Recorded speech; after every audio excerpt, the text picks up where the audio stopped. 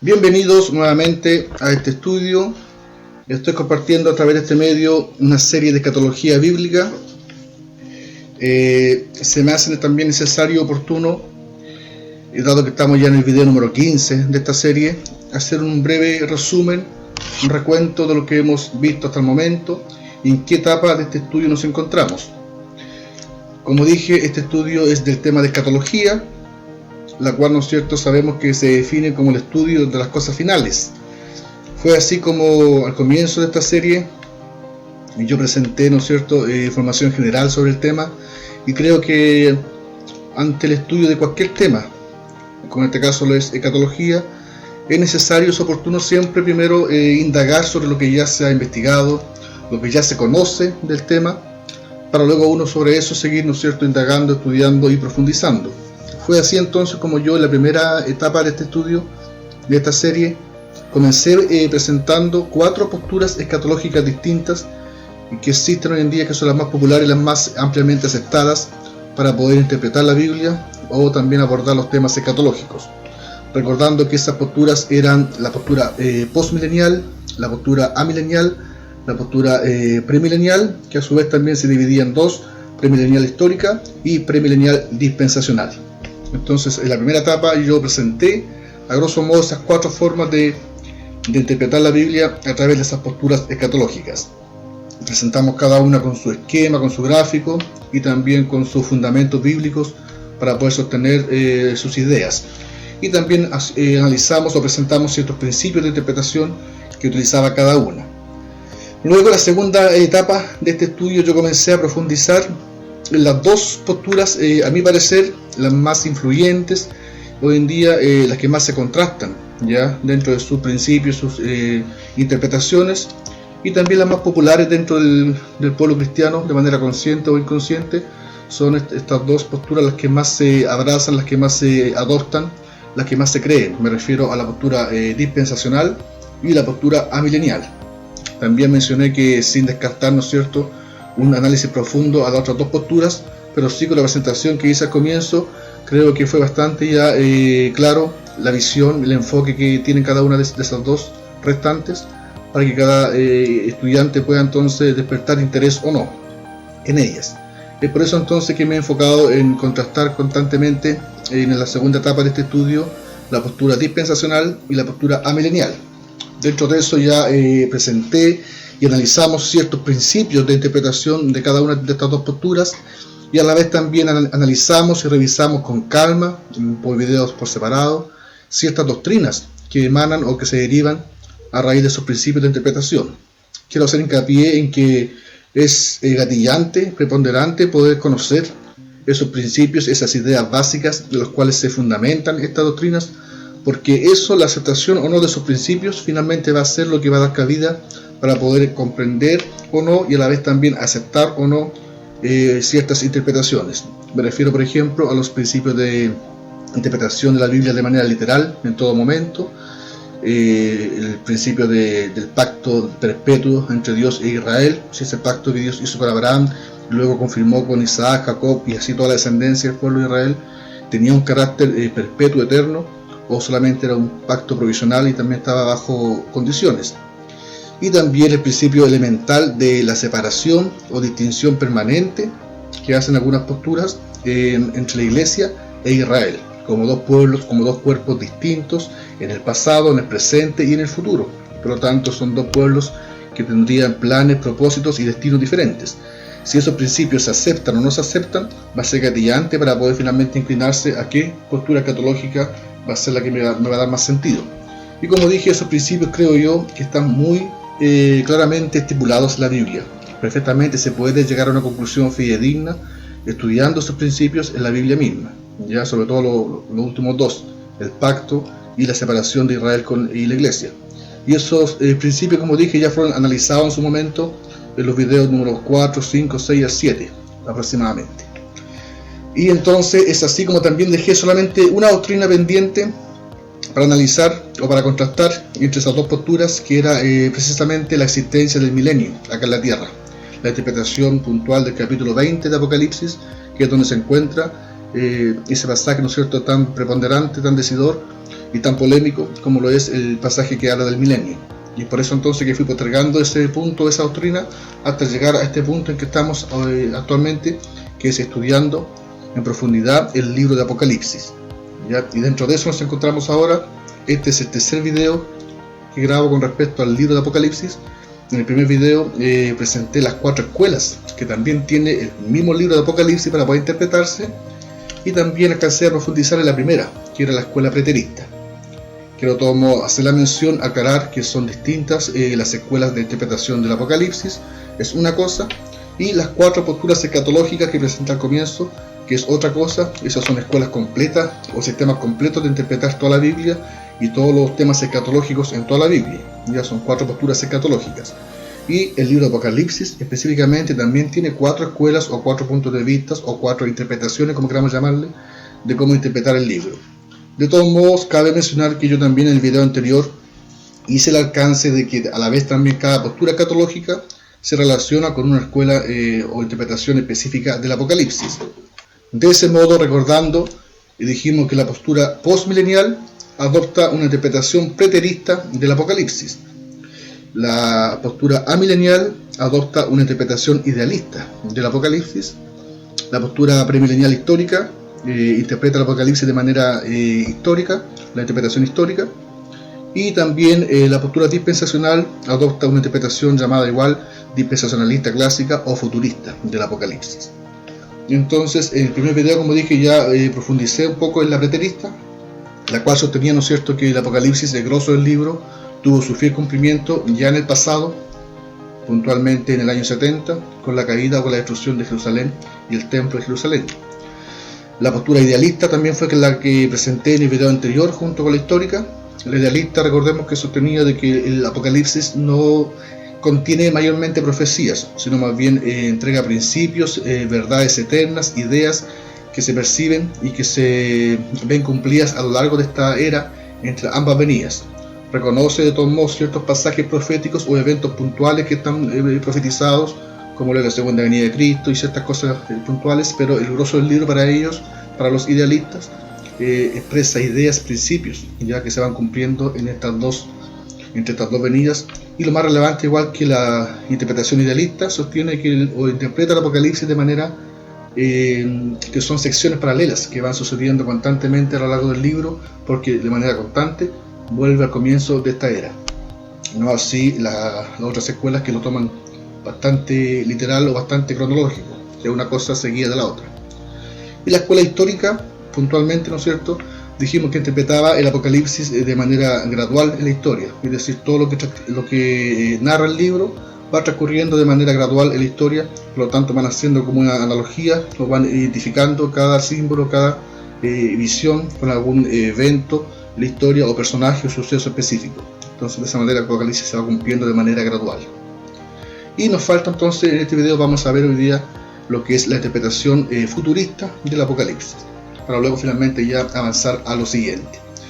Como dije también, el conocimiento o la claridad con respecto a la interpretación del Apocalipsis ya nos va a dar también, nos va a arrojar bastante luz para poder ya ir definiendo ciertos temas, los cuales yo en los videos anteriores, como dije, he tratado de abordar lo más objetivamente posible, y por eso igual no he querido ser muy tajante, muy decidor en ciertas conclusiones aún, porque estaba pendiente el análisis a este libro. Así que a partir de esto creo que ya vamos a poder llegar a una conclusión más exacta, más segura con respecto a ciertos temas, doctrinas que yo también por ahí he tocado, como el anticristo y otras cosas por ahí, que lo he abordado hasta el momento de manera más superficial y más general. Vamos entonces ahora a avanzar, como dije, en la interpretación de la escuela dispensacionalista clásica o futurista del Apocalipsis, que es la cuarta escuela que nos queda.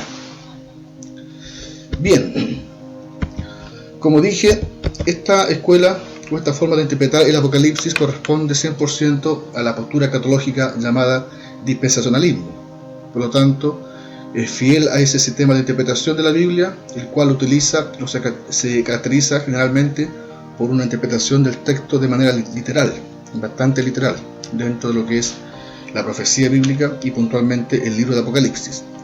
Y dentro de esa literalidad del texto de Apocalipsis, esta escuela es bastante enfática en interpretar el libro de manera cronológica. Cada cosa ocurre tras la otra, tal cual como está descrito en el libro, ¿ya? Bien, para eso entonces, en la misma introducción del libro se halla todo el enfoque y la forma como se va a distribuir el libro, y por ende las profecías también que el libro supuestamente incluye. De ese modo, las cosas que has visto, cuando se le dice a Juan, ¿no es cierto?, en el primer capítulo, representan la visión de Cristo glorificado que tuvo Juan en el capítulo 1. Las cosas que son representan la situación de las 7 iglesias del entonces mencionadas en el capítulo 2 y 3. Y cuando se le dice las cosas que han de ser después de estas, representan lo concerniente a la segunda venida, al final de esta era, lo cual está contenido entre los capítulos 4 al 22. Entonces ya en la introducción del libro ya se puede ver cómo esta escuela entonces clasifica u ordena los sucesos de esa manera. Capítulo 1, capítulo 2, 3 y capítulos 4 al 22. Lo característico también de esta interpretación futurista es que en el capítulo 4, al comienzo del capítulo 4 de Apocalipsis, para ellos está implícito ahí el rapto de la iglesia, ¿ya? El arrebatamiento de la iglesia, y está implícito en las palabras que se le dicen a Juan, donde el ángel le dice: sube acá y yo te mostraré las cosas que sucederán después de esto. Entonces en aquella frase, sube acá, de manera implícita, para ellos ahí está, ¿no es cierto?, involucrado el rapto de la iglesia. Hay que hacer mención de que igual no deja de ser bastante paradójico, porque para poder llegar a esa interpretación en este pasaje puntual, esta escuela debe hacer abandono de su sistema de interpretación literal y más bien alegorizar, ¿no es cierto?, las palabras sube acá y yo te mostraré las cosas que sucederán después de esta, para poder inferir que eso es el rapto de la iglesia, cuando en estricto rigor el ángel solamente le dice a Juan que sube acá al cielo para mostrarle una nueva sesión de visiones. Bien, y por lo mismo también a raíz de esa interpretación, a partir del capítulo 4, la iglesia asciende al cielo en el rapto. Eso entonces da cabida a que comience a desarrollarse todo lo que el contenido entre el capítulo 4 y el 22, concerniente puntualmente al periodo de tribulación, ¿ya?, de 7 años. Entonces, después que la iglesia es raptada, ¿no es cierto?, en el capítulo 4, comenzaría entonces acá en la tierra el periodo de tribulación, que son 7 años, en el cual entonces transcurre todo lo que describe el capítulo 4 hasta el 20 puntualmente. Hasta el 20, porque después del 22, a partir del 20, se comienza a hablar entonces del milenio, ¿ya? Y luego el 21 el juicio final, y finalmente el 22 la formación del nuevo cielo, la nueva tierra y el estado eterno. Entonces ya en este comienzo se ve entonces claramente estos dos puntos que son preponderantes: el rapto de la iglesia en el capítulo 4, y en los últimos 7 años antes a su venida sucedería todo lo que está en los capítulos 4 al 20, incluido ahí, ¿no es cierto?, los 7 sellos, las 7 trompetas y las 7 copas de la ira. También se supone que ese periodo final hace alusión de que correspondería a 7 años también, porque para ellos ese periodo corresponde al cumplimiento de la última semana de Daniel, de la profecía de las 70 semanas, que para ellos, ¿no es cierto?, bajo su sistema está suspendida. Esa profecía se interrumpió y la última semana estaría pendiente. Entonces ese último periodo de tribulación, después de la iglesia es llevada, se cumpliría entonces con los judíos propiamente tal, esa última semana de Daniel, y por eso entonces también se atribuye o se interpreta que ese periodo duraría 7 años. Igual lo menciono como alcance porque hay que considerar que durante ese periodo breve de 7 años tendría que cumplirse todo lo descrito entre el capítulo 4 al 20, que como dije incluye todo lo que son los 7 sellos, 7 trompetas y 7 copas, que dejan de ser bastantes eventos que se describen en esos capítulos si se tomaran de manera literal. También dentro de lo que es el rapto de la iglesia, en el capítulo 4, otro motivo que se presenta, o como argumento para suponer que también que la iglesia se fue ahí en el capítulo 4, es que a partir del capítulo 4 y hasta el 21 deja de nombrarse la iglesia, ya no aparece el nombre de la iglesia mencionada dentro de todos esos capítulos, ¿ya? Para mí lo personal es un argumento bastante como superficial, por así decirlo, porque si el contraste está en que en los capítulos 1 al 3 puntualmente se habla mucho de la iglesia, se menciona, en el capítulo 4 en adelante deja de mencionarse, es netamente porque los capítulos 2 y 3 de Apocalipsis nos damos cuenta que contienen 7 mensajes a 7 iglesias específicas. Por lo tanto es obvio, ¿no es cierto?, elemental su presencia, que se nombra constantemente a la iglesia, porque son 7 iglesias que se están mencionando constantemente. ¿ya? Y a partir del capítulo 4, como ya pasa a otro tipo de visiones, deja de utilizarse el concepto de iglesia, pero eso nos da cabida para pensar que por eso ya la iglesia dejó de estar en la tierra. A modo de ejemplo, muchas cartas o epístolas del Nuevo Testamento, no siempre se utiliza el concepto de iglesia para recibir su mensaje y adoptarlo o saber que está también apuntando a la iglesia. Incluso en aquellas cartas que son de carácter personal, como por ejemplo las cartas que Pablo escribió a Tito, a Timoteo, las dos cartas, a pesar de que fueron cartas personales, también de todos modos se aplica y se acepta su mensaje para la iglesia en general. Así que igual creo que es un argumento un poco liviano en cuanto a suponer que la iglesia se fue porque ya no se nombra más a la iglesia. De todos modos, también según cómo se interprete el libro, se puede ver perfectamente, como vamos a verlo más adelante, que efectivamente hay alusiones constantes a la iglesia durante el resto del libro, de los capítulos siguientes, según cómo se interprete. De todos modos, para una interpretación cabal o en detalle de esta escuela o de esta interpretación futurista, es decir, interpretar el libro completo, capítulo por capítulo, yo recomiendo acá dos libros, uno de Evis Carvallosa, el título es Apocalipsis, la consumación del plan eterno de Dios, y también un libro de Herbert Locker que se llama Apocalipsis, el drama de los siglos. Son dos libros que son de interpretación futurista, por lo tanto, igual si alguien quiere saber el detalle de cómo se interpreta bajo esta escuela, bajo esta visión, cada capítulo puntual del libro, paso por paso, ahí en esos dos libros pueden encontrar, ¿no es cierto?, una mirada futurista, en donde estos dos autores intentan identificar cada señal, símbolo, visión, con personajes, lugares y eventos específicos en la historia, ¿ya? Y sobre todo en el futuro, por eso son futuristas. Para ellos todo eso va a acontecer en el futuro, en el periodo de tribulación, cuando la iglesia ya es llevada al cielo. De todos modos, para mi propósito, para lo que estamos estudiando aquí, puntualmente yo solamente me voy a enfocar dentro de esta escuela futurista a la presentación y análisis al capítulo 20, puntual de Apocalipsis, que es el capítulo que habla del milenio, ¿ya? Propiamente tal. Pero antes de eso quiero recordar también acá el esquema que presentamos en la primera etapa, en donde se presentó la postura dispensacional con su esquema de interpretación, y vemos para poder acá mostrar y graficar cómo se interpretaría entonces el Apocalipsis bajo este sistema, bajo este esquema. Como dije, este esquema es de la postura dispensacionalista, es el esquema escatológico completo de ellos, pero también a la vez la interpretación futurista del Apocalipsis es la que ellos adoptan bajo este esquema. Entonces, según lo que yo mencioné recién, el Apocalipsis se lo dividen en tres secciones. La sección 1, capítulo 1, es donde Juan recibe la visión de Cristo glorificado, ¿no es cierto? Cuando ya después que cumplió la misión, ¿no es cierto?, de redención, Juan ve a Cristo ahí resucitado. Y eso ocurriría entonces más o menos acá, después que Cristo llegó a su primera venida, ¿no es cierto?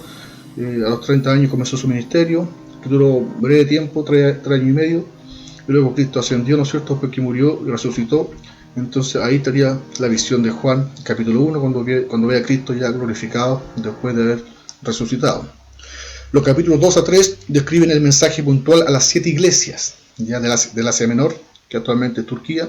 Son 7 iglesias que en su tiempo existieron, iglesias reales del primer siglo, que están mencionadas ahí en Apocalipsis. Entonces, como son del primer siglo, el capítulo 2 y 3 se ubica acá de todo modo al comienzo igual de la era, en el primer siglo de la iglesia.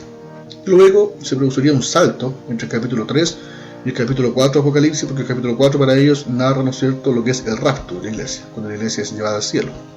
Por lo tanto, entre el capítulo 2 y 3, que eran los mensajes a las iglesias del primer siglo, hasta el rapto de la iglesia, que llevamos más de 2000 años, ¿no es cierto?, aún, y no ha ocurrido el rapto, es un salto que se produce dentro del libro, porque el capítulo 4 narra solamente esto, el rapto de la iglesia, y a partir de ahí, ¿no es cierto?, entonces ocurriría o da paso igual al periodo de 7 años llamada la tribulación. Y entonces, dentro de este breve tiempo, ¿no es cierto?, de tribulación, de estos 7 años, tendría que cumplirse todo lo descrito entre los capítulos 4 al 20 de Apocalipsis. Todo ese grosso del libro entonces tendría su cumplimiento aquí entonces en el periodo de tribulación de 7 años solamente. Porque el capítulo 20 a la vez también describe lo que es el milenio, lo cual tendría, ¿no es cierto?, su cumplimiento después de la venida de Cristo. Por eso igual esta postura es una postura premilenial, como dice acá abajito, premilenial dispensacionalista, porque ellos ubican la venida de Cristo antes del milenio. Por lo tanto, entre este breve tiempo de 7 años se cumpliría todo lo descrito entre los capítulos 4 al 20, porque el capítulo 20 puntualmente describe o habla del milenio, que ocurriría después de la venida de Cristo, y finalmente el capítulo 21 ya habla del juicio final, y el 22 de la nueva creación y el estado eterno. Por lo tanto, para ellos entonces el Apocalipsis está dividido una parte acá al comienzo, hay un salto, el grosso del libro se va a cumplir acá en estos 7 años de tribulación, y sería la segunda parte del libro, luego el milenio, el capítulo puntual 20, y luego la parte final ya, los últimos 2 capítulos hablando del juicio final y la nueva creación. Entonces yo ahora voy a abordar solamente el capítulo 20 bajo esta interpretación, lo concerniente al milenio, ¿ya? Que sería para ellos después que Cristo venga, va a instaurar su milenio acá en la tierra, su reino milenial. Vamos entonces a analizar este milenio del capítulo 20 según esta escuela futurista del Apocalipsis. Bien, el marco para poder esperar un reino milenial acá en la tierra dentro de esta postura o esta interpretación futurista se halla en las profecías concernientes a la restauración de Israel y el reino del Mesías. Ya en el Antiguo Testamento todos esos pasajes que hacen alusión a la restauración futura de Israel como nación, como pueblo, y a su Mesías que vendría también como rey. Y como aquí el cumplimiento no se vio en la primera venida de Cristo, por lo menos del modo que los judíos lo esperaban, entonces se supone que aún está pendiente. Y como en el libro de Apocalipsis, en el capítulo 19, se habla de la segunda venida de Cristo, y luego en el capítulo 20 se habla del milenio, entonces bajo ese sistema, para ellos sería lógico que en este milenio se cumpla entonces todo eso que concerniente a la restauración de Israel como nación, y también a su Mesías, Cristo, reinando por ellos. Y yo ojo, esto es bastante simple de comprender porque, como dije, bajo el sistema de interpretación literal, también se adopta tomar el libro de manera cronológica. Entonces, como dice acá, siguiendo una interpretación cronológica en el libro, se llega a la conclusión de que después que en el capítulo 19 se describe la venida misma de Cristo, en el capítulo siguiente, el capítulo 20, entonces se prosigue con la instauración de dicho reino milenial en la tierra. Eso es bastante simple de comprender, ¿no es cierto? Por lo tanto, lo gatillante aquí sería, sin duda, para poder ver qué interpretación apocalíptica es la más acertada. Cuando analicemos esos detalles, ver hasta qué punto sería lógico, es coherente, es justificado poder interpretar el libro de manera cronológica o no, ¿ya? Porque si se interpreta así, cualquier mortal llegaría, ¿no es cierto?, a esta conclusión. Si en el 19 viene de Cristo, la venida de Cristo, se escribe fácilmente ahí, identificable. Entonces en el capítulo 20 se habla del milenio, independiente cómo se interprete el milenio, pero se habla en el capítulo siguiente, por lo tanto tendría que deducirse que seguiría después de la venida de Cristo. Bien, para comenzar entonces vamos a presentar el pasaje puntual que habla del milenio, que es Apocalipsis 20, los primeros 10 versículos, del 1 al 10.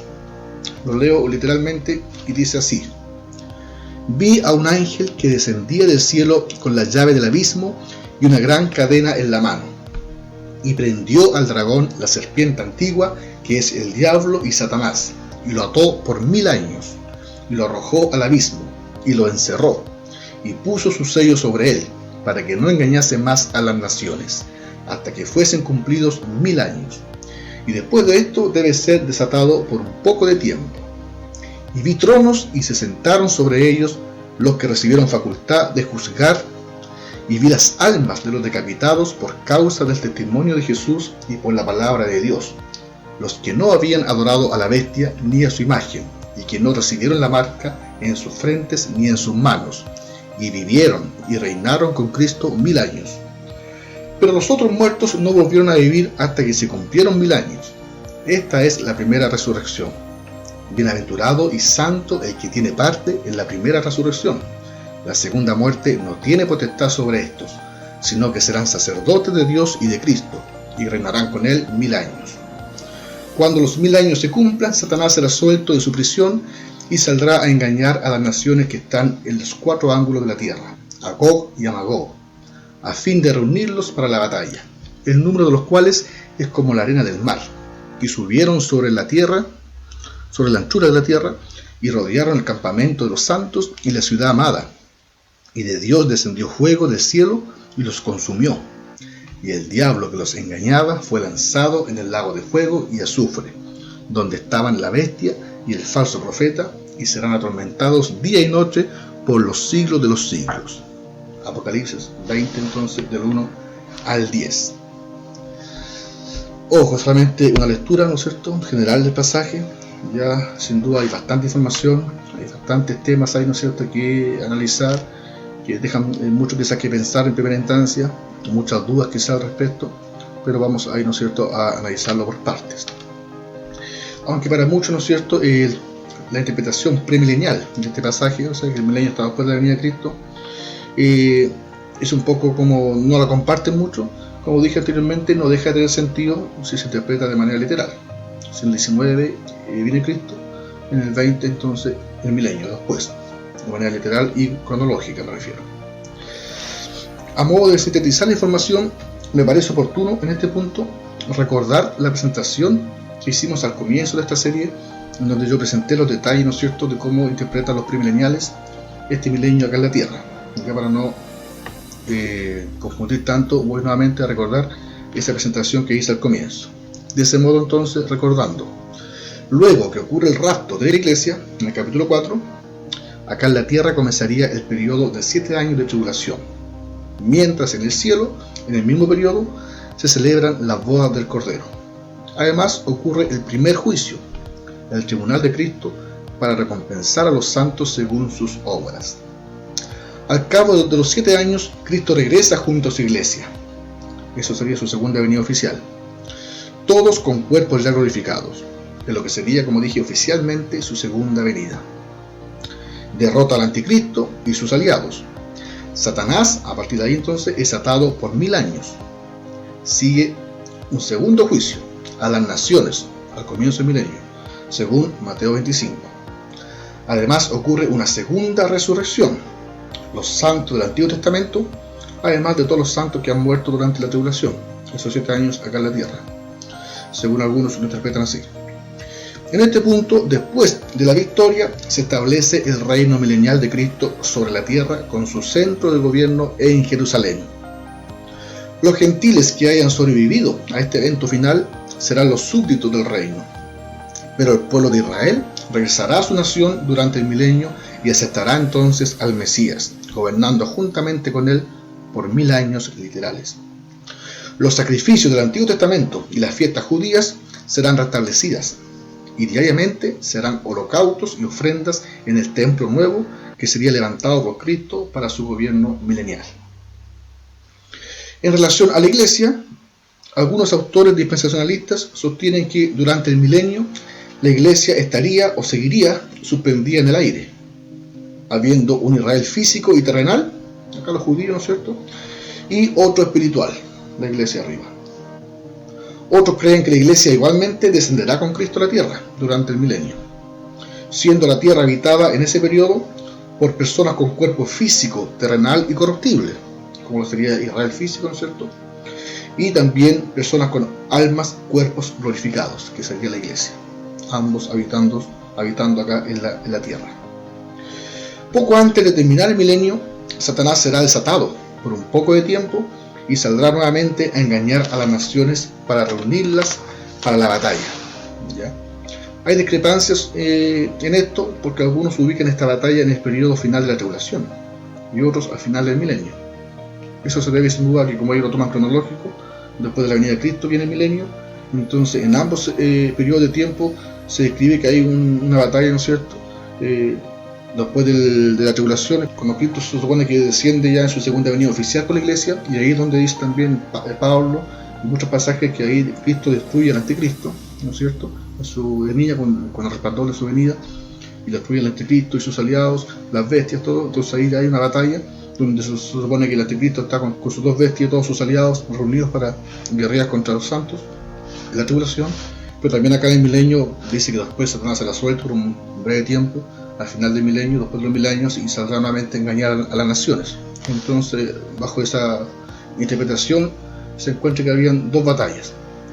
Ahora, si en la posición o la interpretación postmilenial, la cual ubica el milenio antes de la venida de Cristo, que también concluye el milenio con la venida de Cristo, independiente de cómo se interprete el milenio, pero lo ubican antes, los postmileniales. Entonces puede que esa batalla, que se ubica tanto al final de la tribulación como al final del milenio, puede perfectamente bajo esa interpretación coincidir con la misma batalla, ya que la tribulación, el periodo final de tribulación, estaría dentro del periodo final también del milenio. Finalmente, luego del milenio, ocurre una tercera resurrección, la de los impíos, los pecadores. A la vez ocurre un tercer juicio frente al trono blanco, el cual será exclusivamente para condenar a los impíos, a estos que han resucitado al final del milenio. Luego de este último juicio de condenación a los impíos, vendría recién la creación de la nueva tierra y los nuevos cielos para dar paso a la eternidad con Cristo. De ese modo, entonces, se recuerda brevemente cómo se interpreta este periodo milenial acá en la tierra bajo esta postura premilenial. Vamos a ver algunas principales críticas a esta interpretación del milenio. Los premileniales fundamentan su interpretación del milenio en muchas de las doctrinas que son parte de su sistema, de la escuela dispensacional. Sin embargo, ya hemos analizado gran parte de estas doctrinas a la luz de la Biblia. Como lo mencioné en los primeros videos, analizamos estos principios de interpretación y muchas doctrinas también que emanan de esos principios. Por tanto, espero ya que a esta altura el oyente pueda tener un poco más de claridad con respecto a estos principios, que también son como fundamento para poder esperar un milenio acá en la Tierra. Me refiero a modo de síntesis, por ejemplo, al principio de utilizar un método gramático histórico o literal del texto. Interpretar la Biblia de manera literal, sobre todo lo que es profecía, y acá en el Apocalipsis. Es un principio que ya también se ha analizado en videos anteriores, y también es un principio que se utiliza acá para poder interpretar de manera literal el milenio acá en la Tierra. Otro principio, como dijimos en su momento, es la distinción o división permanente que hacen entre Israel y la Iglesia, sobre todo, ¿no es cierto?, o de manera exclusiva, esta postura dispensacional, ¿ya? Lo menciono así ahora sobre todo porque, a pesar de que yo al comienzo de esta serie fui bastante categórico, ¿no es cierto?, o claro en presentar que solamente la escuela dispensacional es la única de las cuatro posturas escatológicas que hace esta distinción permanente entre Israel y la Iglesia, bajo lo que yo estudié durante todos esos años de investigación. De todos modos, por ahí me he encontrado este último tiempo con algunos expositores que son históricos, premileniales históricos, y que también, en cierto modo, que he visto que también han adoptado esta división entre Israel y la Iglesia, cosa que, según lo que yo investigué, originalmente la escuela histórica no veía distinción. Para ellos también, después de la primera venida de Cristo, Israel y la Iglesia eran solamente un pueblo. Pero por ahí he visto algunos que son premileniales históricos que aún permanecen también con esta separación entre Israel y la Iglesia. Y también el tercer principio, como dije, de la perpetuidad del pacto con el pueblo judío, del pacto que Dios hizo con Abraham, que luego confirmó con Isaac, Jacob y finalmente con todo el pueblo como descendiente de Abraham. Ellos le dan un sentido de perpetuidad, que ese pacto es eterno, aún no se ha terminado, por tanto Dios aún tiene cosas pendientes con los judíos. Igual ese punto, como dije, ya lo analizamos en su momento, si ese pacto era o no perpetuo, si tenía condiciones o no. Bien, a pesar de que ya, ¿no es cierto?, hemos analizado esos principios elementales de interpretación, vamos ahora a analizar otros puntos que también sirven para poder, o se utilizan para criticar la existencia o la interpretación del milenio acá en la Tierra. Esos tres principios, igual, de todos modos, son válidos como una crítica, ¿no es cierto?, o también usados por esta escuela como un argumento para sostener de que el milenio será acá en la Tierra después de la venida de Cristo. Pero al margen de esos principios que ya están sujetos, ¿no es cierto?, a poder analizarlos y revisarlos bien, cosa que ya hicimos, vamos también ahora a ver otros puntos también que también se pueden considerar. Primero, Apocalipsis 20 es el único pasaje en toda la Biblia que habla de un reino de 1000 años. Esta es la primera crítica que recibe esta postura. No habiendo referencia en ningún otro pasaje de la Biblia a un reino milenial, físico y político de Cristo acá en la tierra, y hallándose el único pasaje en un libro tan simbólico y figurado como el Apocalipsis, es muy arriesgado fundamentar una doctrina a raíz de un solo pasaje, que dentro de la hermenéutica podría catalogarse como un pasaje oscuro en lugar de un pasaje claro. De ese modo, siguiendo el principio de hermenéutica, habría que descifrar o interpretar dicho pasaje a la luz del resto de la Biblia, y que los pasajes claros nos lleven a una correcta interpretación de este milenio, no mencionado anteriormente. Este punto me deja de ser preponderante porque, si bien es cierto, también yo lo mencioné, que los premileniales también justifican, ¿no es cierto?, o intentan fundamentar la existencia de este milenio acá en la tierra después de la venida de Cristo en muchos pasajes del Antiguo Testamento profecías que hablan de la restauración de Israel.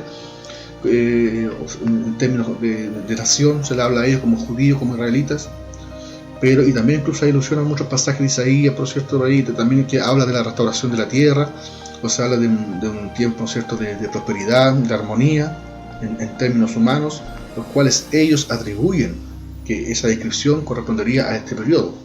Pero perfectamente esa descripción de todos esos pasajes proféticos, y que también incluso hablan de la tierra, hablan de una restauración de la tierra, de la paz, de la armonía, de la vida humana acá en la tierra, perfectamente puede aplicarse a lo que es la vida eterna. No necesariamente limitarlo a que eso descrito en aquellos pasajes proféticos se da el periodo de 1000 años. ¿Por qué lo menciono? Porque yo también en su comienzo, cuando comencé dentro de este estudio, incluso antes de ponerme a estudiar en profundidad, cuando yo leía la palabra por mí mismo, y veía esos pasajes que también comúnmente por ahí escuchaba que eran alusivos al milenio, a lo de algunos salmos, de Isaías, de Jeremías.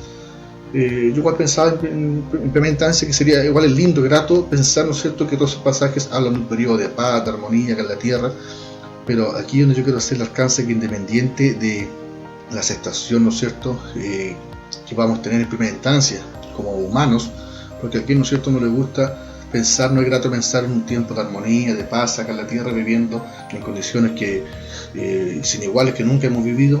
Es sin duda de grato al pensamiento humano pensar que eso se va a hacer en ese milenio y que va a ser acá en la tierra. Pero al margen de nuestra aceptación, de nuestra comprensión, es importante ver si efectivamente es eso lo que la Biblia está entregando, es esa la información, el contenido, la interpretación correcta que debemos darle a esos pasajes. Y como digo, en estricto rigor, esos pasajes, ninguno de esos pasajes que ellos utilizan también hace alusión en ningún momento a un periodo de 1000 años. Solamente hay alusiones a una restauración de Israel, que también puede ser espiritual, y se habla también a veces de la restauración de la tierra, no cielo, nueva tierra, pero también se puede entender que eso es el estado eterno, ya, porque también lo que dice Isaías con respecto a la formación de nuevo cielo, nueva tierra, tiene perfectamente armonía y fluye perfectamente con lo que dice Apocalipsis 21-22, la formación del nuevo cielo, la nueva tierra, ¿ya? Lo que sería después del milenio para este sistema. Pero puntualmente, insisto, el único pasaje en toda la Biblia que habla de un periodo o de un reino de 1000 años es solamente Apocalipsis. Segundo punto, o crítica a esta interpretación.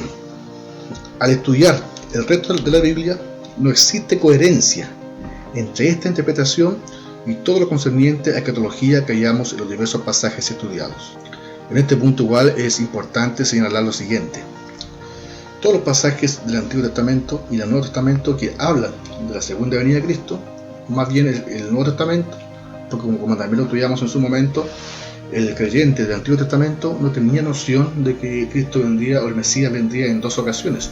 Ellos sin duda esperaban, ¿no es cierto?, la llegada del Redentor venidero del Mesías, y muchas profecías también que estaban, ¿no es cierto?, de carácter escatológico, que estaban anunciadas de antemano, y ellos esperaban que todo se iba a cumplir de manera única, en una sola venida, y todo a la vez. Cuando Cristo vino, cuando el Mesías llegó, recién el Nuevo Testamento dio luz, dio claridad, para poder, ¿no es cierto?, percibir de que habría una segunda venida del Mesías, ya de carácter más escatológica, donde iba a ser el juicio final. Por lo tanto, en el Nuevo Testamento ya se hace más alusión nuevamente a la venida de Cristo, ya entendiendo que es la segunda venida, ya como juicio, para cegar. Esta primera venida solamente fue para sembrar. Y todos esos pasajes del Nuevo Testamento que hacen alusión a la segunda venida, todos los escatológicos al final, no hay ninguna mención, ni siquiera alusión a que después de la venida de Cristo hay un reino temporal acá en la tierra. Todos los pasajes, tanto de Cristo mismo como de Pablo, que hablan de la segunda venida, del juicio, de todo lo escatológico, no hay ninguna alusión a que después de eso habrá un tiempo, un reino limitado o un reino temporal siquiera, menos de 1000 años acá en la tierra. Por lo tanto, la única forma de poder llegar a esa interpretación es a través del capítulo 20, como dijimos arriba, tomarlo de manera literal. Pero el resto de la Biblia no tiene ningún fundamento para poder pensar, ¿no es cierto?, que después de la venida de Cristo habría la existencia igual de un reino acá en la tierra temporal.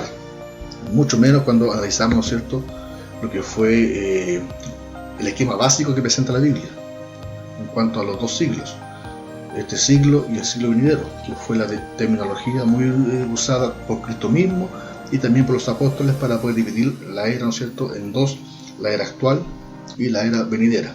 Cristo mismo habló de que este siglo y el siglo venidero, el cual, ¿no es cierto?, se divide por su venida, por el juicio, ¿no es cierto?, a las naciones, y ahí Cristo dice que sean tenidos por dignos de alcanzar el siglo venidero, y el cual, según lo que estudiamos, es eterno, no tiene fin. Por lo tanto, como también lo vimos en su momento, este esquema que presenta la Biblia básico de los dos siglos, ¿no es cierto?, complica a esta postura premilenial, porque no hay donde se pueda comprender, ¿no es cierto?, dónde se podría ubicar este milenio, ya este tiempo de este reino de 1000 años. Antes de la segunda venida de Cristo no podría ser, porque ellos son premileniales, por lo tanto ellos ubican la segunda venida antes del milenio, por lo tanto sí o sí tendría que ser después de la venida de Cristo, pero después tampoco hay espacio, porque Cristo mismo dijo que con su venida y con la resolución universal de todos y el juicio se haría paso al siglo venidero, el cual es eterno. El mismo Cristo ahí termina diciendo: irán los justos a la vida eterna, ¿no es cierto?, y los injustos al castigo eterno. O sea, no hay espacio, ¿no es cierto?, no hay tampoco descripción de un milenio. A lo que voy yo con esto es que hay muchos pasajes en los cuales hubiese sido meritorio hacer mención, ¿no es cierto?, después del juicio, después de su venida, la existencia de este milenio, de este periodo milenial, pero en todos esos pasajes de carácter escatológico que ya revisamos no hay mención de eso. Todo da para pensar e inferir de que con la venida de Cristo inmediatamente comienza la vida eterna. Un tercer punto o crítica dice que según la interpretación premilenial, este reino sería solo por 1000 años literales, mientras Satanás se encuentra atado. Al final de dicho periodo, Satanás sería suelto para iniciar una revuelta y una nueva rebelión contra Cristo. Entonces aquí cabe preguntarse lo siguiente: ¿cómo podemos concebir y aceptar que, estando Cristo ya reinando en la tierra de una manera física y real, exista lugar aún para rebelión, maldad y guerra? ¿No nos promete la Biblia reiteradas veces un reino glorioso y eterno con Cristo, en donde mora la justicia? ¿No es ese reino el que añoramos y esperamos los cristianos, no un reino temporal y limitado? Si leemos, por ejemplo, en Daniel 7:14, dice: y le fue dado dominio, gloria y reino, para que todos los pueblos, naciones y lenguas le sirvieran. Su dominio es dominio eterno, que nunca pasará, y su reino uno que no será destruido. Por lo tanto, igual es un poco incoherente pensar que estamos ya Cristo reinando acá en la tierra, ¿no es cierto?, independiente que sea solamente con los judíos o con la iglesia, con ambos, pero dentro de ese reinado de Cristo, ¿no es cierto?, exista espacio para una rebelión, ¿no es cierto?, un nuevo desorden, una nueva guerra iniciada por Satanás, una revuelta, estando Cristo ya reinando, no es lo que esperamos nosotros.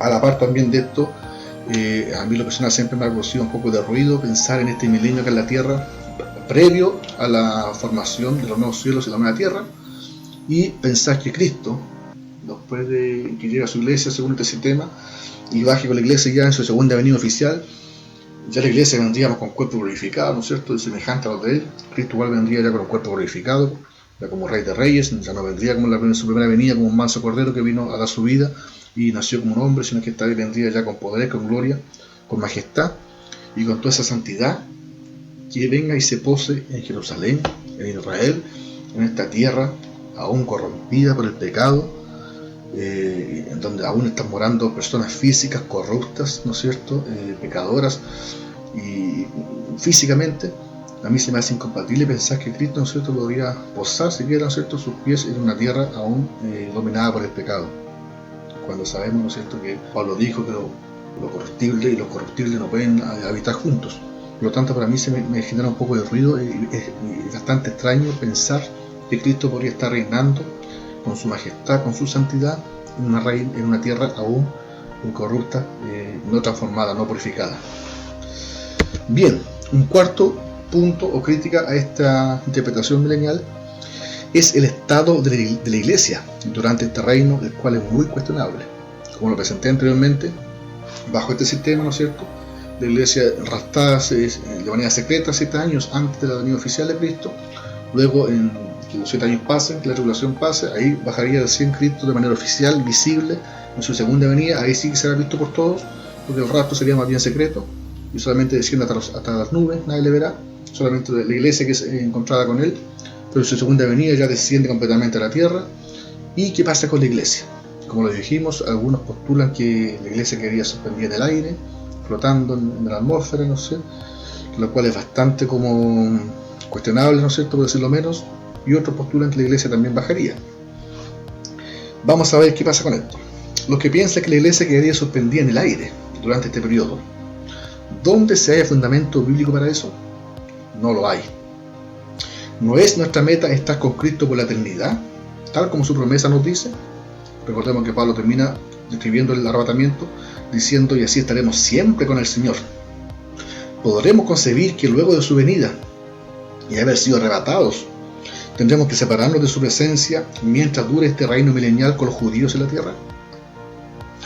Además se pregunta, ¿qué función cumpliría la iglesia suspendida en el aire?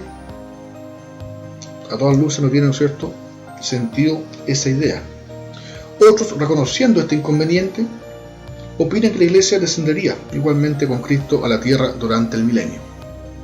De ese modo se postula que la tierra estaría habitada durante ese reino por personas naturales con cuerpos mortales, Israel y el resto de las naciones que sobreviven a la tribulación, y por los santos con cuerpos ya glorificados e inmortales, la iglesia. Cosa que tampoco tiene fundamento bíblico, al contrario, la palabra nos enseña que esto no puede ocurrir. Leemos en Lucas 20, 35 y 37, que Jesús mismo dijo: mas los que fueren tenidos por dignos de alcanzar aquel siglo y la resurrección de entre los muertos, ¿cierto?, ni se casan ni se dan en casamiento, porque no pueden ya más morir, pues son iguales a los ángeles, y son hijos de Dios, al ser hijos de la resurrección. Si ya estaremos con cuerpos, ya hemos resucitado, con cuerpo glorificado, somos como los ángeles, dice que no podemos morir.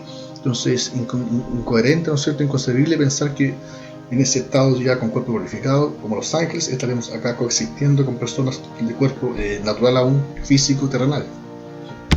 Lo mismo hallamos en la enseñanza de Pablo, en 1 Corintios 15:50, donde dice: pero esto digo, hermanos, que la carne y la sangre no pueden heredar el reino de Dios, y la corrupción hereda la incorrupción. Como mencionaba hace un momento atrás, es incoherente pensar que podemos habitar acá personas con un cuerpo natural, ¿no es cierto?, corruptible, junto a personas con cuerpos glorificados, incorruptibles. Todo este embarazo se produce por la división permanente, ¿no es cierto?, entre Israel y la iglesia, al persistir en que son dos cuerpos, dos pueblos distintos, con planes distintos. Y la visión o el pensamiento que Dios tiene planes distintos para cada grupo. Finalmente se suma un quinto punto o una crítica con respecto a este milenio. ¿Qué pasará con ambos grupos, la iglesia e Israel, después del milenio acá en la tierra? Algunos llegan a postular incluso que aunque después del milenio continúe el estado eterno, ambos grupos seguirán eternamente coexistiendo, pero sin perder la distinción entre ellos, o con funciones distintas. Tampoco se halla fundamento bíblico para esta idea. Más bien, como ya se analizó en su momento, la Escritura apunta a una continuidad en el plan de Dios desde el Antiguo al Nuevo Testamento. Y que en el reino eterno, no de 1000 años, eterno, habrá un solo rebaño y un pastor, como lo dice Juan 10:16. Por lo tanto, ¿no es cierto?, también siguiendo esta línea, porque el milenio también se justifica para esta postura, pensando o responde 100% al cumplimiento del pacto de Dios con Israel, a la restauración de Dios con ellos, con los judíos. Es por eso que todas esas promesas, esas profecías deben cumplirse aún con un pueblo étnico, con los judíos como nación. Y de esa manera entonces se espera que se cumplan acá en el milenio. Y por eso entonces, a la luz de eso, de ese principio de interpretación, también es que se separa la iglesia de Israel, y por lo tanto también bajo esa comprensión se llega a pensar que la iglesia quedaría en el aire suspendida, o podría también estar con Cristo acá en los judíos, pero de una manera mezclada, ¿no es cierto?, cuerpos glorificados con cuerpos terrenales, porque insisten, ¿no es cierto?, en esa separación entre Israel y la iglesia. Entonces es importante porque muchos cristianos desconocen bastante de lo que es escatología y solamente se limitan, ¿no es cierto?, o conocen lo que es el rapto secreto, ya el rapto pre-tribulacional. Y muchos simplemente se limitan a esforzarse, ¿no es cierto?, o toda su mira, todo su objetivo está, ¿cierto?, apuntando en el rapto, e irme en el rapto nomás, y eso es todo, porque aquí se acaba todo, y listo. pero según ese sistema de interpretación, el cual también, ¿no es cierto?, presenta la idea de un rapto secreto, ¿no es cierto?, siguiendo ese esquema, esto es lo que sigue después. Entonces, ¿qué pasa? ¿Por qué el rapto secreto? ¿Y por qué solamente se va a la iglesia y los judíos se quedan? Responde a este principio de separación, que son dos pueblos distintos. Entonces no podemos como cristianos solamente limitarnos a pensar de que mi vida cristiana se acaba cuando me voy con Cristo el rapto y punto. Y luego, ¿qué pasa? No podemos vivir en ignorancia si la Biblia también, ¿no es cierto?, tiene información con respecto a lo que sigue después, y ver también de qué manera podemos interpretarlo, para ver también si encontramos coherencia en la Biblia, y a la vez también volver a replantearnos todo nuestro esquema y seguir pensando, ¿no?, en la posibilidad de irnos en un rapto secreto solamente en la iglesia, o no. Porque, como dije, después de esto entonces, ¿qué pasa después del milenio? Si bajo ese sistema de separación se espera que ese milenio sea el cumplimiento de Dios solamente con los judíos, y la iglesia, ¿no es cierto?, independiente de donde esté, pero sigue siendo otro cuerpo de Dios. Entonces, ¿qué pasará después del milenio? Después que ya que se acabe, entonces, según para ellos, el cumplimiento de la promesa de los pactos de Dios con Israel, que se deben cumplir en el milenio, una vez que acabe el milenio. ¿Qué pasará en el estado eterno? Ahí recién vamos a juntarnos, ahí recién seremos un solo pueblo, o como ya lo vimos en su momento con la primera venida de Cristo, ya se rompió esa pared intermedia de separación, como lo dice Efesios 2:11. Cristo la demolió en la cruz, y de ambos dice que hizo un solo cuerpo, la iglesia. ¿Vamos a aceptar esa interpretación la misma Biblia nos da, o vamos a persistir en que son dos pueblos separados, distintos, que van constantemente separados, incluso después del milenio, eternamente vamos a coexistir separados? Bien, de ese modo entonces presento acá lo que es el análisis solamente del capítulo 20 de Apocalipsis con respecto a la existencia de ese milenio acá en la tierra, ¿ya? En los siguientes videos, de todos modos, vamos a seguir analizando después todo el capítulo 20 nuevamente desde el punto de vista amilenial, o desde la interpretación idealista del Apocalipsis, en donde también vamos a tener la oportunidad de revisando de todos modos el pasaje completo, verso por verso, todo lo que señala el pasaje. Acá solamente hice alusión nomás a la interpretación general de que ese milenio va a ser después de la venida de Cristo y que va a ser acá en la tierra, ¿ya? Y todas estas 5 críticas que se le hacen a este punto, aparte de los 3 principios que también presenté, que también son cruciales para poder aceptar o no esta interpretación.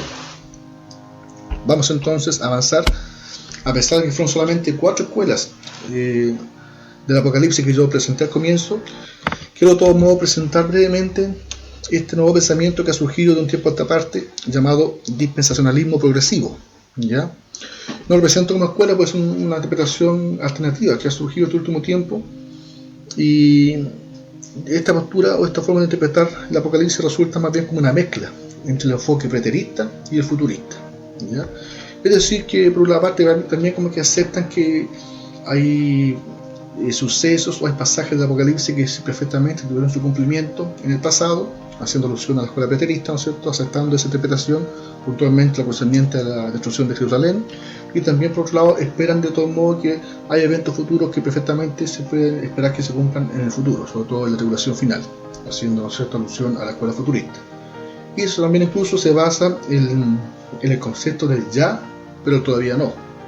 Ese concepto que responde a la escuela amilenial, que hay cosas que ya se han cumplido y cosas que faltan por cumplirse. Entonces, si nos damos cuenta, este pensamiento progresivo como que tiene una ensalada de ideas de varias escuelas, como que mezcla un poco los conceptos de varias escuelas y como que arma un bosquejo.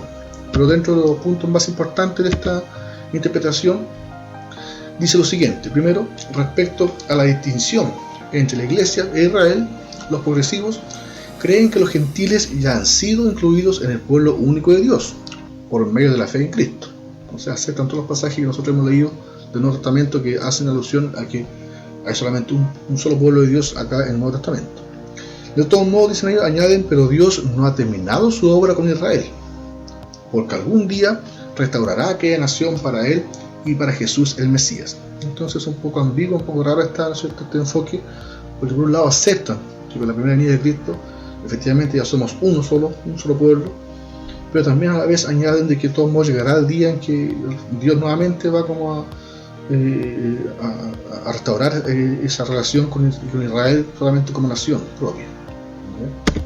Segundo punto, respecto a la perspectiva premilenial de este pensamiento progresivo, Según Apocalipsis, el reino de Dios, la época venidera, se ha iniciado ya en el cielo, pero todavía no ha aparecido en la tierra. Esto espera por el retorno de Cristo, cuya segunda venida establecerá su reino de 1000 años en Jerusalén. También entonces, como que respondiendo un poco a la postura milenial, que también decía que la primera venida de Cristo, ya como que el reino de Dios comenzó, pero solamente en el cielo, de manera celestial, ¿ya? Y aún de todo modo espera que se cumpla de todo modo físicamente y literalmente acá en la tierra, después que Cristo venga en su segunda venida. Por lo tanto, igual aceptan el reino de 1000 años acá en la tierra, en Jerusalén. Ya nuevamente con una mezcla de la presencia del reino en el cielo y después también acá en la tierra. Y un tercer punto que señalan es que, según los dispensacionalistas progresivos, aunque las señales de los tiempos se iniciaron durante la primera generación de los cristianos, relacionadas con la caída de Jerusalén en el año 70, la gran tribulación todavía no ha ocurrido. Esta sucederá en el futuro. O sea, también como que comparte la visión preterista y también la futurista. La iglesia, dicen ellos, pero no Israel, será exenta de aquella tribulación. También entonces, de cierto modo, aceptan un rapto previo a la tribulación. Finalmente, si nos damos cuenta, resulta como una mezcla de un poco de aquí y un poco de allá, no es como muy original en su planteamiento. De ese modo, creo que esta interpretación se percibe como un reconocimiento o inclinación a reevaluar ciertos enfoques doctrinales del dispensacionalismo clásico, cediendo, en cierto sentido, a aceptar interpretaciones más cercanas a la postura amilenial. Sin embargo, aún conserva inclinaciones y principios dispensacionales en sus conclusiones. Por tanto, se ve casi como una opción o alternativa intermedia. De ese modo, creo no es mucho el aporte o significancia que representa. Puede verse incluso como una forma de ceder del dispensacionalismo clásico en ciertos puntos, porque va a reconocer algunas cosas que postula la escuela amilenial, pero de todos modos las conclusiones sigue siendo dispensacionalista con respecto a ciertos detalles. Bien, de ese modo entonces quiero presentar una síntesis entonces de las cuatro o todas las interpretaciones que hemos visto del libro de Apocalipsis. Entonces, los puntos de vista sobre la interpretación del libro se pueden resumir en la interpretación preterista, basada, ¿no es cierto?, la interpretación histórica, que se va cumpliendo de manera gradual en la historia, la interpretación idealista, que solamente son ideas que se transmiten, no eventos, y la interpretación futurista, que acabamos de ver ahora que todo tiene su mayor cumplimiento para el futuro. ¿Ya? Y lo que presenté ahora último, ¿no es cierto?, esta breve descripción del dispensacionalismo progresivo, ya que también ha surgido como una alternativa. Espero ante todo, ¿no es cierto?, haber sido lo más claro posible en la presentación de cada una de estas formas de interpretar el Apocalipsis.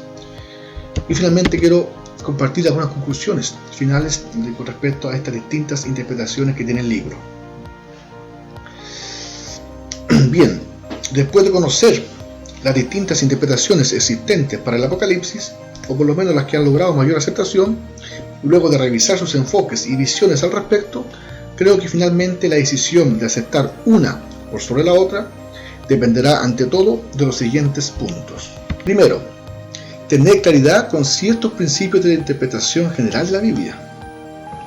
Esto influirá grandemente en nuestra visión e interpretación que adoptemos del Apocalipsis.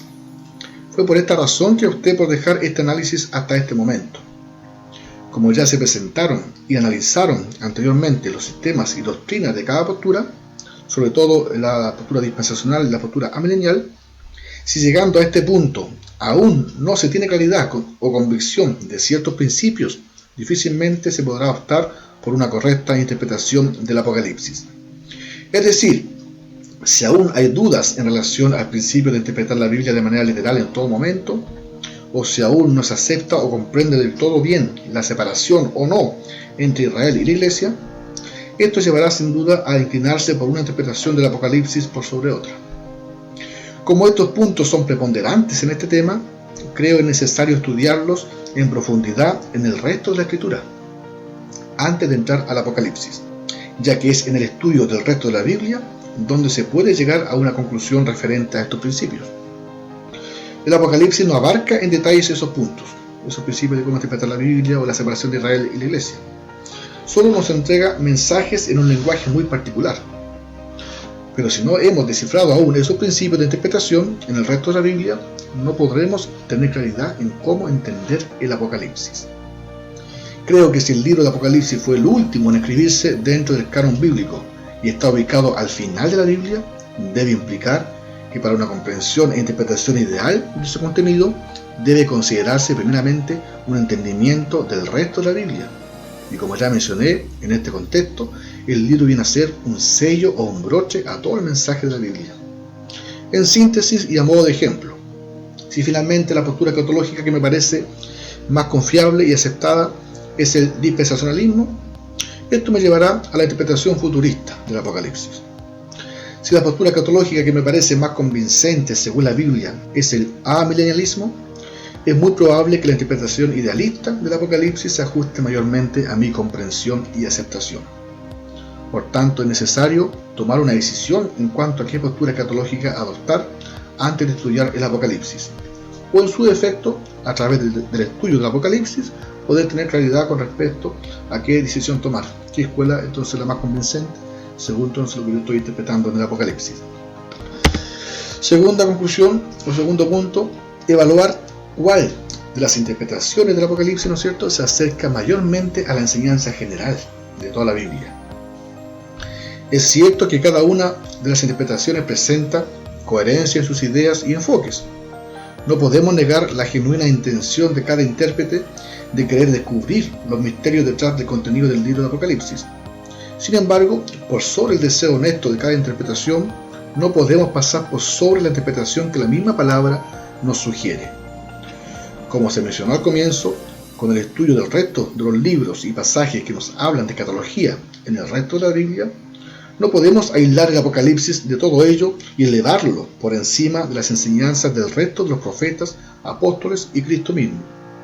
De ese modo hay que evaluar cuál es la interpretación del Apocalipsis que representa mayormente el mensaje general de toda la Biblia, y obviar aquella que represente una idea completamente aislada, nueva o distinta a lo que dice el resto de la Biblia. Y el tercer punto, evaluar cuál de las interpretaciones presentan menos dificultad o contradicciones con el resto de la Biblia que sean difíciles de resolver.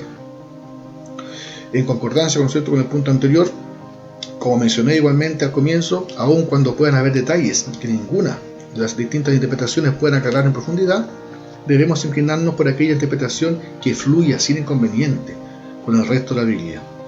Por muy interesante que nos parezca alguna interpretación, si ésta presenta muchas interrogantes o embarazos en ciertos temas, creo que es una buena razón para abandonarla. Ya hay que ver cuál, ¿no es cierto?, presenta menos dificultades, por mucha aceptación que tenga en primera instancia o que nos parezca bastante lógica, pero si hay contradicciones bíblicas o genera muchos embarazos en ciertos temas, es una buena razón para abandonarla. En relación a esto o a estas contradicciones que pueden generar muchas interpretaciones, se encuentra lo siguiente. Por ejemplo, el rapto pretribulacional, que según el dispensacionalismo se encuentra implícito en el comienzo del capítulo 4, aparte de la interpretación dispensacionalista de las 70 semanas de Daniel que ya fue analizada. Fuera de estos pasajes no se halla fundamento real y explícito en el resto de la Biblia para sostener esa doctrina.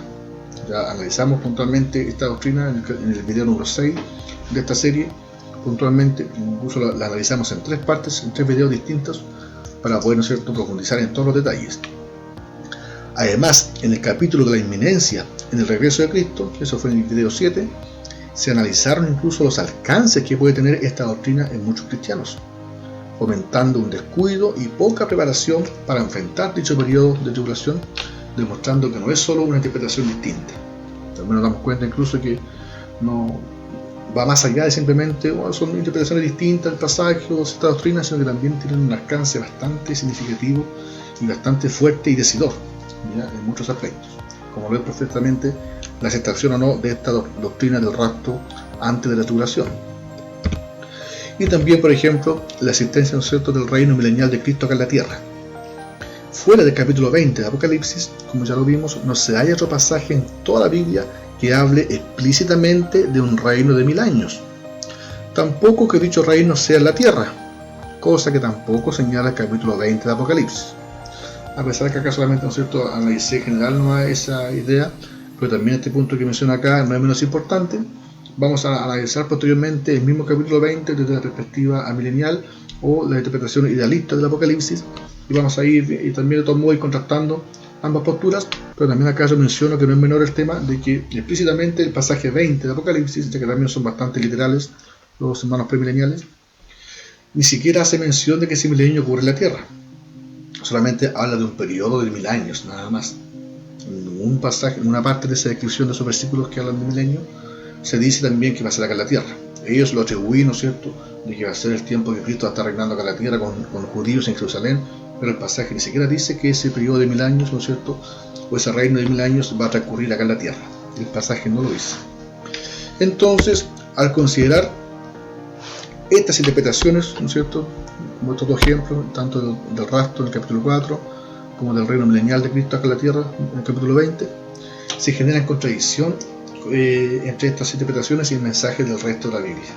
Entonces ahí podemos también considerar ese punto de que no hay base en el resto de la Biblia para poder sostener, a modo de ejemplo, estos dos temas. Pero así como esto, existen muchos más dentro de todo el libro, según cómo se interprete, que pueden generar contradicción con el resto del mensaje de la Biblia. Finalmente quiero comentar de que existen muchos cristianos y congregaciones modernas, sobre todo carismáticas y pentecostales, que en cierto modo evitan o no acostumbran el estudio de Apocalipsis. Creo que popularmente la razón se da debido precisamente a lo complejo de su interpretación. Para muchos incluso el libro asusta, atemoriza un poco leerlo, porque no hay una interpretación correcta o un entendimiento del libro. En contraste a ello, existen de todos modos congregaciones que no temen estudiar y profundizar en dicho libro. Sin embargo, independientemente que se logre la correcta interpretación o no, siempre es loable interesarse por el estudio de Apocalipsis, vencer el temor o miedo a su mensaje e interpretación, no olvidando que si Dios lo inspiró y le ordenó a Juan escribirlo, sin duda es necesario en su palabra para el conocimiento y crecimiento de su iglesia. Otra razón para temer su estudio puede deberse a las interpretaciones tan diversas, específicas y extrañas que han surgido, lo cual sin duda puede generar desconcierto y temor en lugar de gozo y convicción. Sin embargo, debido a que algunas posturas escatológicas, como las premileniales, tanto la histórica como la dispensacional, utilizan pasajes del Apocalipsis incluso como fundamento en algunas de sus doctrinas, es inverosímil que tanto desconozcan el contenido real del libro sin haberlo leído completamente inclusive. A pesar de que no lo mencioné al comienzo de este estudio de Apocalipsis, creo que sería bastante gatillante que cualquier persona que se interese en estudiar el libro o conocer estas 4 escuelas de interpretación, sería ideal comenzar primero con una lectura completa del libro, aunque sea superficial, general, para tener noción de todos los contenidos, todo lo que habla cada capítulo, ¿no es cierto? Y después ya ir analizando en base a esa lectura, a ese conocimiento del libro, y cada escuela, cada interpretación, cómo lo interpreta, cómo lo analiza, para ya saber cuál tiene más claridad, ¿no es cierto?, más aceptación. Pero para eso igual es preciso primero conocer un poco el libro, aunque sea un panorama general, a través de una lectura completa. Bien, de ese modo entonces, en este video culminamos lo que es la presentación, ¿no es cierto?, de estas 4 escuelas de cómo interpretar el Apocalipsis. ¿Ya? A modo de resumen, la escuela preterista, que todo se cumplió en el pasado; la escuela histórica, que todo se va cumpliendo de manera gradual en la historia; la escuela idealista, que dice que el Apocalipsis son sesiones paralelas que solamente transmiten ideas, principios que se cumplen durante estas 2 venidas de Cristo constantemente; y la escuela futurista, que toma, ¿no es cierto?, una interpretación literal del libro y de manera cronológica, una cosa ocurre tras la otra, pero de todos modos el grosso del libro para ellos aún está pendiente. Después de que ocurra el rapto, recién se va a cumplir desde el capítulo 4 en adelante, por eso son futuristas. En el siguiente video quiero dedicar, antes de avanzar, ¿no es cierto?, a lo que es el análisis del capítulo 20 según la postura amilenial. Quiero compartir un video entre medio, entre esta presentación de las 4 escuelas y lo que sigue, para referirme y exponer puntualmente sobre una interpretación del libro de Apocalipsis que me llamaba bastante la atención a mí, que está basada en un libro, ¿no es cierto?, de William Hendrickson, llamado Más que Vencedores. Ya me refiero a la interpretación del paralelismo progresivo. Ya es una forma bastante interesante de interpretar el libro y que responde más bien a la escuela idealista de Apocalipsis. Yo acá presenté con esta escuela idealista, la segunda escuela que presenté, intentado ante todo ser lo más objetivo posible con la presentación de cada postura, de cada interpretación, pero en lo personal también de todo modo reconozco que dentro de estas 4 formas de interpretar el Apocalipsis, la que me da más sentido a mí lo personal hasta el momento siempre ha sido la escuela idealista, ¿ya? A pesar de que aquí fue una presentación más general, como digo, en el siguiente video quiero profundizar y quiero presentar un poco más, ¿no es cierto?, a fondo esta interpretación del paralelismo progresivo. Quiero solamente dedicar un video exclusivamente a eso y los invito a todos que puedan revisarlo, porque sin duda creo que muchos se van a ver sorprendidos, ¿no es cierto?, con la interpretación de este autor con respecto al Apocalipsis, que responde plenamente a la interpretación idealista, y también a la vez nos va a servir para poder conocer mejor en profundidad los detalles de esta escuela idealista, ¿ya? Porque en primera instancia puede generar un poco también de rechazo, de desconcierto, así como también lo dije con la escuela preterista. En primera instancia mucho como que le genera inmediatamente rechazo, pero como todo que se concluya si es incoherente, si todos pensamos que el Apocalipsis viene a futuro. Entonces en primera instancia es como bastante raro muchas ideas, pero es conveniente siempre estudiarlas, conocerlas bien, ser transparente con la información y responder, ¿no es cierto?, a una presentación real, sincera, honesta, porque también en el mismo YouTube yo he visto muchos videos también que presentan tanto las 4 escuelas escatológicas como incluso las 4 posturas las 4 formas de interpretar el Apocalipsis, y creo que son bastante superficiales y a veces faltan mucho la verdad, son muy ambiguas la información y solamente las presentan, incluso a veces con muchos errores, con muchas incoherencias, y son muy pocos los que se dedican a profundizar. Presentación de las 4 escuelas, hay videos por doquier, tanto de las escuelas escatológicas como también de las escuelas de interpretación del Apocalipsis, pero muy pocas profundizan en ella. Eso sí, también como mucho inmediatamente al presentar, encima se la presentan de manera equivocada, de manera errónea, y ya muchos con la presentación nomás van descartando esta sí, esta no, esta sí, esta no, cuando en el fondo es importante igual profundizar los detalles para poder darle más coherencia y sentido y comprender mayormente si esa idea es realmente válida o no, ya, aunque en primera instancia nos pueda sorprender. Así también la escuela idealista, como dije, puede en primera instancia sorprender, porque todos humanamente, bajo nuestra curiosidad humana, válido también pensar, y todos en cierto modo quisiéramos que todas esas cosas se cumplan de manera literal, de manera bastante fantástica, porque no deja de ser incluso fantasioso al leer el Apocalipsis de manera literal. Incluso porque no puede hasta generar idea de que es casi como una película de ciencia ficción, tantas cosas, tanta información que se ve ahí, y sería como genial poder, ¿no es cierto?, ver todo ese cumplimiento de manera literal y verlo, evidenciarlo, ¿no es cierto?, saber que eso va a pasar de todos modos, como que en cierto modo genera un poco de expectativa, ¿no es cierto?, humana, de que eso sea así. Entonces, pues, bajo esa visión, en primera instancia la escuela idealista puede parecer un poquito, ¿no?, como que es pura idea al principio nomás y nada se va a cumplir, o no tiene relación con los eventos, como no da mucho sentido para lo que nosotros queremos. Pero insisto, más allá de nuestra aceptación, nuestra comprensión, nuestro deseo humano, debemos ante todo escudriñar, ¿no es cierto?, es nuestro deber, indagar y finalmente aceptar cuál es la interpretación más correcta, más homogénea, más idónea que la misma Biblia nos sugiere al respecto. Así que de ese modo entonces los dejo invitados para que el siguiente video conozcan esta interpretación bastante interesante del paralelismo progresivo del Apocalipsis.